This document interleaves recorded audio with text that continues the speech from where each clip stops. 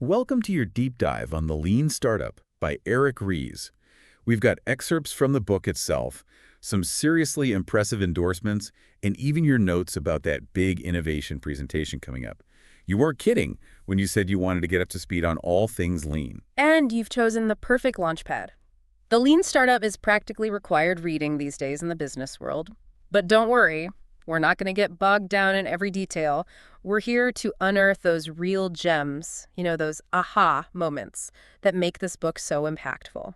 Okay, so before we go full speed ahead, what exactly is a startup according to Ries? It's more than just tech companies in Silicon Valley. You got it. It's more than just those companies in Silicon Valley. Ries defines a startup as any human institution, really, that's creating something new under conditions of extreme uncertainty. So it's about the challenge more than the company size. Exactly. Think Intuit. Massive company, right. Right. But their SnapTex team, they worked like a startup within that larger structure. So it's less about being small and scrappy and more about approaching problems with a startup mindset. Exactly. And here's where Ries really throws a wrench into traditional business thinking. He says those meticulously crafted business plans were all taught to create. They're often based on assumptions that haven't been tested in the real world. Oh, I see where you're going with this. That's like building a house on a foundation you haven't checked for cracks yet. Which is where his big idea of validated learning comes in. Testing those assumptions early and often. Exactly. It's like running a series of experiments. Imagine, instead of spending months perfecting a product in a vacuum, you release a bare bones version, a minimum viable product or MVP, and get it into the hands of actual customers. It's like that story you shared about Dropbox using a simple video as their MVP.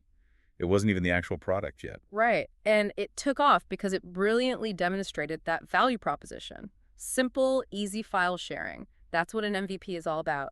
Quickly testing whether you're solving a problem people actually care about, not getting bogged down in features. So less about perfection and more about speed and learning. Absolutely. And this is where another key concept comes in, pivoting.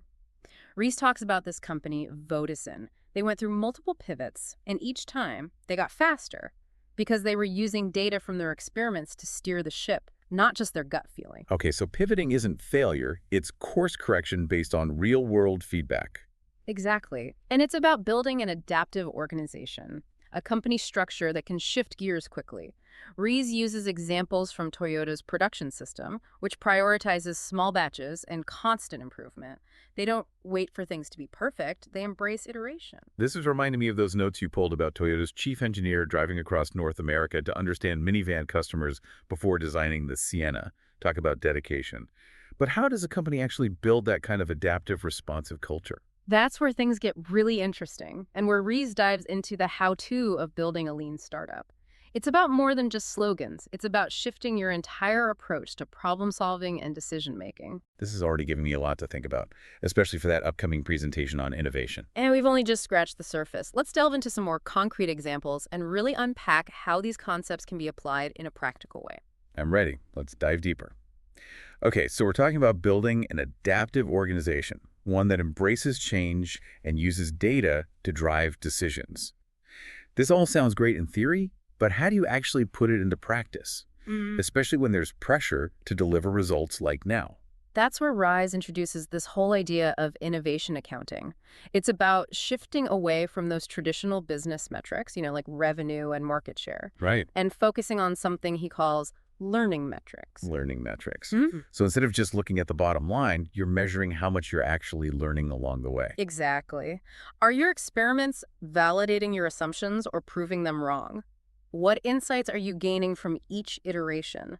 It's about tracking the right data to guide your decisions. So it's not just about whether you're making money, it's about whether you're making progress. Exactly. Really uses this great example of a company called Implicit. They found that their early adopters turned out they were a niche market, Okay. one they hadn't even anticipated, which totally changed their whole growth strategy. That's a great example of how those early assumptions can be way off base and how valuable it is to stay flexible. Absolutely. And that's where this whole idea of failing fast comes into play. Right. Everyone's talking about failing fast these days. But it's not really about celebrating failure, is it? No, not at all. It's about viewing it as an opportunity to learn and adapt quickly. Which brings us back to the idea of the MVP. getting that bare bones product out there to test those assumptions as quickly as possible, right? Exactly. It's about getting out of the building and into the real world. Think back to Toyota's approach with the Sienna minivan. Oh yeah, the 53,000-mile road trip. Right. They didn't just sit in a boardroom brainstorming ideas. They sent their chief engineer on a 53,000-mile road trip to really understand how people were using minivans in their everyday lives. Talk about immersive market research. But let's say you've got your MVP out there, you're gathering data, and things aren't going as planned. How do you know when it's time to pivot? And how drastic should that pivot be? That's where things get really nuanced and where having a clear understanding of your leap of faith assumptions is crucial. Those make or break assumptions, Yeah. the ones that keep you up at night. Didn't Ries talk about two main types, the value hypothesis and the growth hypothesis? You got it. The value hypothesis is all about proving that your product or service actually delivers value to the customer. Okay, so you're not just building something cool, it has to actually solve a real problem for someone. Exactly. Are you solving a real problem they have? Are they willing to pay for your solution? Makes sense. Yeah. So what about the growth hypothesis? So that's about how you're going to reach those customers and scale your business. This is where you test your assumptions about marketing channels, pricing strategies, how your product will spread. So you're constantly testing and iterating on both the product itself and how it reaches its audience. Exactly. It's a dual track process. And the data you gather from testing those assumptions, that's what informs your decisions about whether to, persevere with your current strategy or pivot to a new one. It's like navigating by the stars. You're constantly adjusting your course based on new information. But what about when things go wrong? How do you diagnose those problems and prevent them from happening again? That's where Ries brings in this technique that's been used in manufacturing for decades. The 5 whys analysis. Oh, I love the 5 whys. It's like channeling your inner 4-year-old and asking why until you get to the bottom of things. Yeah. But how would you apply that in like a startup context? Okay, let's say a product launch falls flat. Okay. Instead of just saying, well, that didn't work, Right. you start asking why. Why didn't it resonate with customers? Why didn't we reach our target audience? Was it a marketing failure? A product flaw? Or something else entirely? And you keep asking why for each answer, peeling back the layers until you get to the root cause. It's like a detective investigating a case. Yeah. But instead of looking for clues, you're looking for those underlying causes that might not be immediately obvious. Exactly. And the beauty of the 5 whys is that it forces you to go beyond those, surface level explanations. It makes you really dig deep to understand the problem. It's about uncovering the why behind the what. This is giving me so many ideas, especially for my upcoming presentation. And we're just getting started. Let's delve into some more of these powerful concepts from the lean startup and see how they can help you build a more innovative and adaptable organization. I'm all ears. Let's keep diving. As we've been talking about these lean startup principles, one thing that keeps coming back to me is, this. It's all about building a culture of learning and adaptation. But how do you actually create that kind of culture? Especially within a larger company, one that might be used to doing things a certain way. That's a really crucial question. And it's something Ries addresses directly. He talks about the need for what he calls an innovation sandbox. An innovation sandbox. Okay, I like the sound of that already. It's a designated space within a company where teams, they have the freedom to operate like mini startups. So it's about carving out a space where those traditional corporate antibodies, they don't attack those new ideas before they have a chance to develop. Exactly. It's about giving teams the autonomy to experiment, to test their assumptions, and to even fail without the fear of derailing their careers. Right, because failure is part of the process. Exactly. They can operate with more of that startup agility we've been discussing. Remember that example we talked about earlier?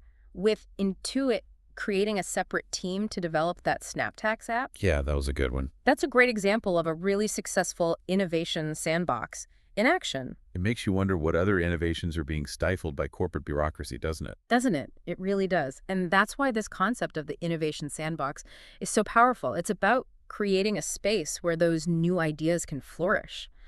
But, and this is important, it's not enough to just throw people in a room and say, innovate. Right, you can't just wave a magic wand. Exactly. You need to provide the right resources, the right support, and, this is most important, the right mindset. Ries talks about the importance of building a culture, one that embraces experimentation, where failure is seen as a learning opportunity, not a mark of shame. It's about shifting from a, what, blame and shame culture to a learn and grow culture. That's a big ask for a lot of organizations. It definitely takes effort, yeah, Uh, and commitment from leadership. But the potential rewards, they're yeah. huge. But there's another element that I think is really important to highlight here. Oh, wait, what's that? It's the role of leadership in fostering this culture of innovation. Ries argues that leaders need to be willing to not only support experimentation, but to also be transparent about their own learnings and their own failures. So it's not about leaders having all the answers. It's about creating an environment where it's safe to, like, ask questions and experiment and learn from mistakes. Absolutely. It's about fostering a culture of psychological safety, where people feel empowered to take risks, to challenge the status quo. Remember, we talked about validated learning at the beginning of our deep dive. Yeah. Well, that applies to leaders just as much as it does to, individual contributors. That's a really good point. Yeah. This is giving me so much to think about, not really for my upcoming presentation, but also just for like how we approach innovation as a whole. And that's what's so fantastic about the Lean Startup. It's not just a playbook for startups, it's a framework for thinking about innovation and problem solving that can be applied in any context. It's about approaching challenges with a more experimental, data-driven, customer-centric mindset. And that's something that's relevant to all of us, regardless of our industry or role. Exactly. And as you continue exploring these ideas, I'd encourage you to consider this. How can you apply the principles of the Lean Startup to your own work? What assumptions are you making that you could be testing? What experiments could you run to validate your ideas? It's about bringing that spirit of experimentation and continuous learning into everything we do. Precisely. And remember, the journey of 1,000 miles begins with a single step. Start small, test your assumptions, learn from your mistakes, and never stop iterating. And who knows? You might just surprise yourself with what you can achieve. This has been an incredible deep dive. We've explored the core concepts of the Lean Startup, from validated learning and the MVP to pivoting and building an adaptive organization. But more importantly, we've talked about how these principles can be applied in a practical way to foster innovation and drive success. It's been a pleasure diving deep with you. So until next time, keep experimenting, keep learning, and keep innovating.